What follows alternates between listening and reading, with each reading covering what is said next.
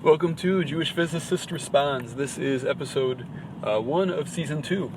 We are going to be speaking about the Mabul, the flood, and we're going to talk about science and the flood. You know, how does it all work? What are the different Jewish approaches?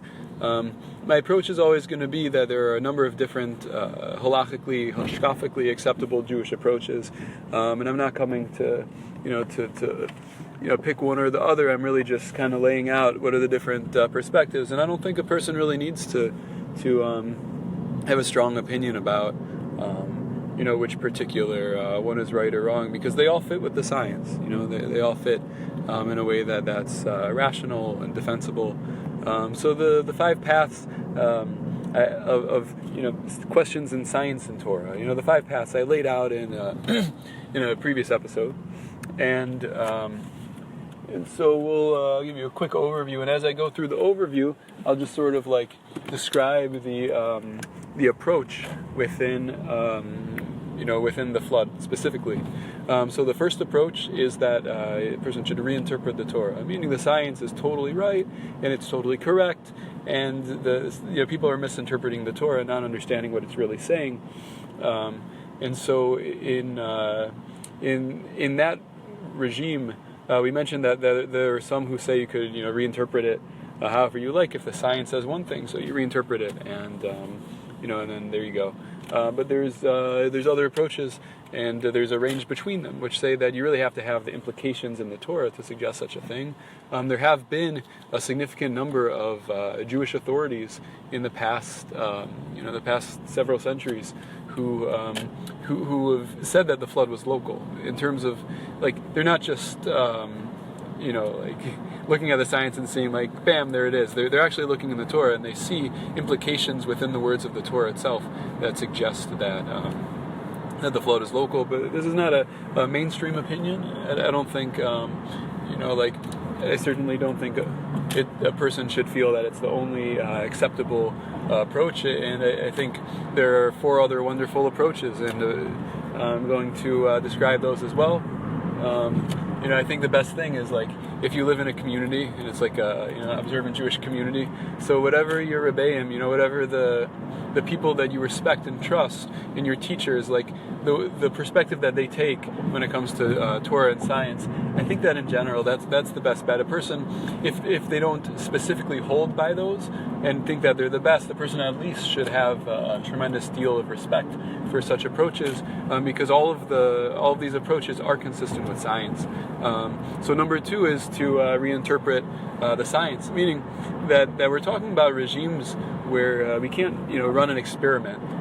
We could sometimes get indirect experimental probing of certain types of dating, perhaps, but it's very limited. We always think we measure things in the here and now, and then we extrapolate and we have theories, and then the next generation we tell about these theories, and it's sort of we sort of it creates a cycle of false confidence. We hear it all around us.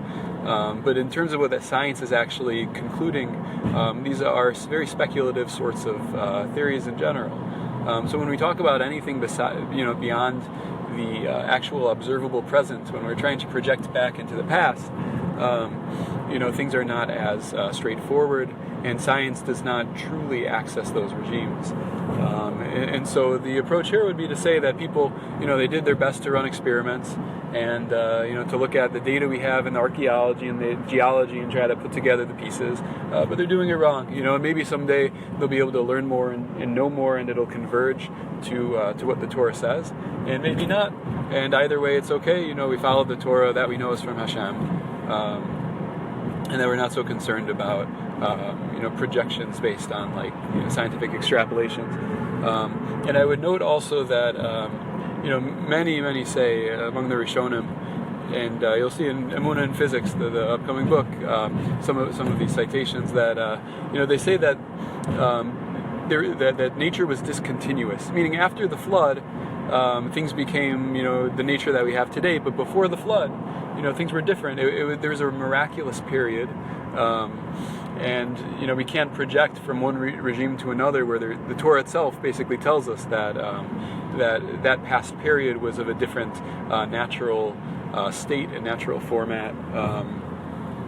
And so you can't, project things into regimes that are not the regime you're in. And if it sounds a little odd, that's actually, we tend to think that the whole world is continuous. And we get up in the morning and walk over, to our car and get in our car and continuously drive over to school or to work.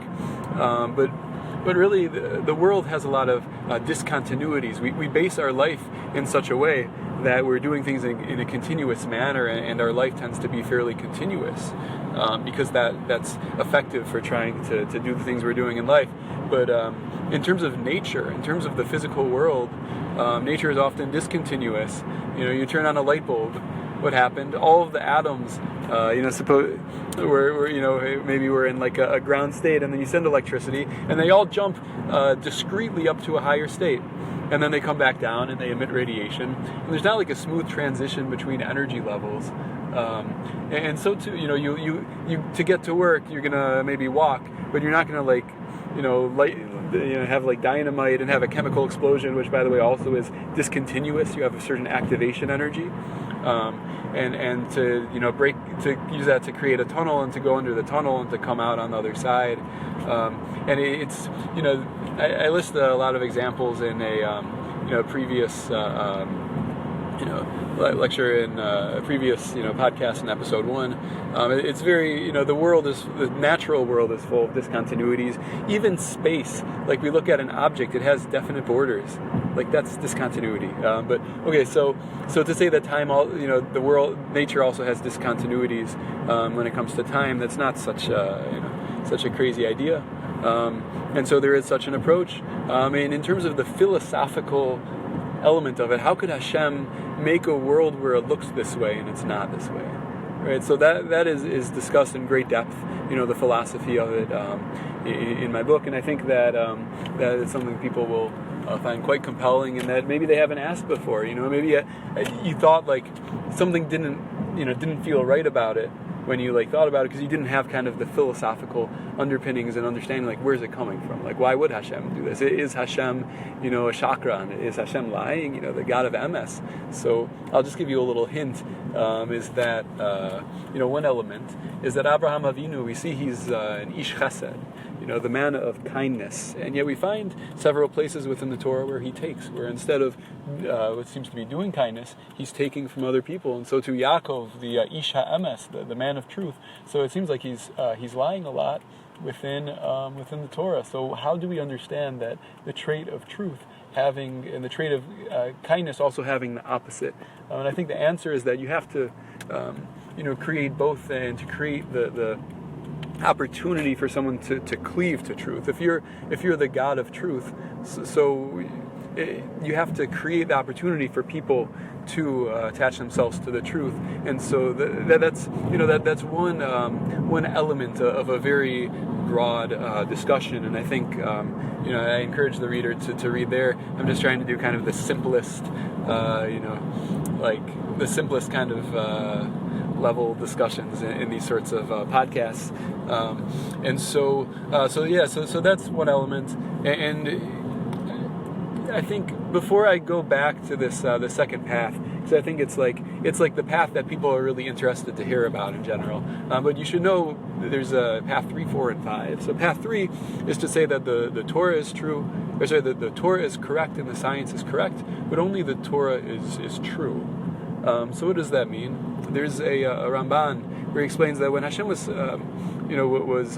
splitting the sea, he created a wind. And why was there a wind? It wasn't actually to split the water.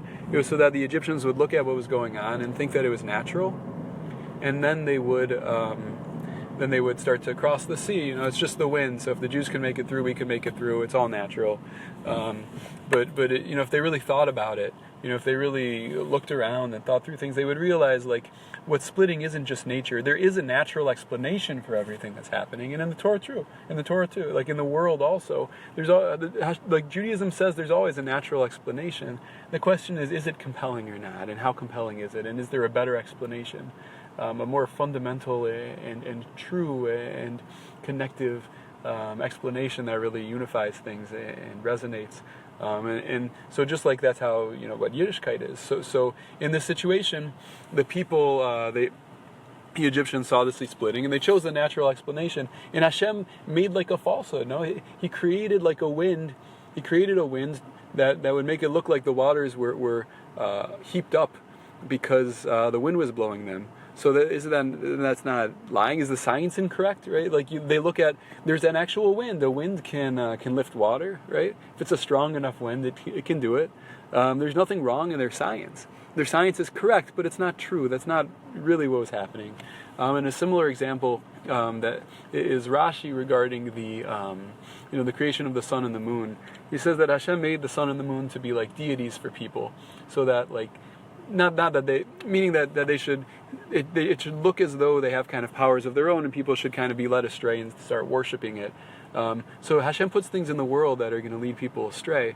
But that the purpose of those things, it's not that it's not that it's only that it should lead people astray. Really, it's there for a reason, and it's the way it is for a reason. So one reason, sure, is that it does give people the option to choose falsehood. And ever since Adam HaRishon, the sin of the ched of Adam HaRishon, so we're in a world where there is sheker, and that's hadas tovara. That was our choice.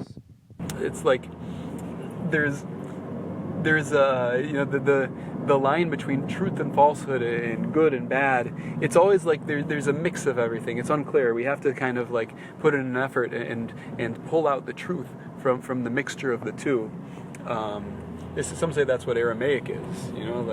It's sort of Hebrew, sort of not. It's like, because that's why so much is in Aramaic, because that's our role, is to reach into a world that has truth and falsehood and to pull out the truth. So here with these sorts of things, these sorts of the sea splitting and the sun and moon in the sky. So these are things where like a person could get the wrong message, but also Hashem could make it in such a way to try to teach us very deep lessons. And I'll give you an example of this. So all of the stars in the sky in the vast universe, and also the time, that it looks like the universe goes back, over 10 billion years. And perhaps it does, right? That's one of the possible shitos within the Torah. But the main thing, the thing isn't that we're supposed to just okay, so this is what we look like, but why would Hashem make it in such a way, right? Especially according to the idea that that's not true, right? That it's correct but not true, meaning the science is right, and we're connecting the dots in the right way. But it's not that the world, maybe the world was created with an age already, and we project back and we see those. But it's not just a coincidence that we look back. It's not just to deceive people that people are going to get the wrong idea. It's that we're actually supposed to learn something from it. We're supposed to look at the whole world and take mussar from everything, and we see, look how vast and great Hashem is. We look and we see billions of years in a tremendous, galaxies and galaxies, and within our galaxy, the sun and the earth, it's a very small part of our galaxy. And we see the greatness of Hashem in space and in time. We see how small we are, and we're humbled, and we have yiras shamayim, fear of awe of heaven. You have to be able to, to connect the things that we see to an actual message and an actual purpose. So that's why this third path, there's a lot of very deep messages that come from it, because you're looking at the science and you want to see what the science tells you, and you're really curious about it because it's going to tell you a message of Hashem. It's going to tell you something very deep and very beautiful, and it might not be like the pshat message. It might not be that that's actually the truth, but we still want to connect the dots in the science and explore it, because from it we're going to learn something very important and very beautiful. And then the fourth path is that the Torah and the science are both totally true and totally correct. There's different ways to look at it and discuss it. Rabbi Jonathan Sachs has an understanding where it's very much two different paths. The science tells us what's like the physical reality of the world, and the Torah tells us what's the meaning and what's the purpose. And that's more of kind of it overlaps with the first path we had of reinterpreting the Torah. But there's other ways to understand this. You can see in the book, they're laid out. One very interesting one is that the physical world that we see, the nature is the projection of spiritual realities. And so the whole world, it says Hashem looked into the Torah and created the world. Stakel b'raisu v'arama. And so we expect to see that if there's something, a concept in Kabbalah, something in the innermost aspect of the Torah, which is what Kabbalah is, the mystical side of things, so that itself, it should have a projection into the physical world. And what's the part it should project into? Well, it's the innermost part of the Torah, so it should project to the innermost part of the physical world. So what's the innermost hidden part of the physical world?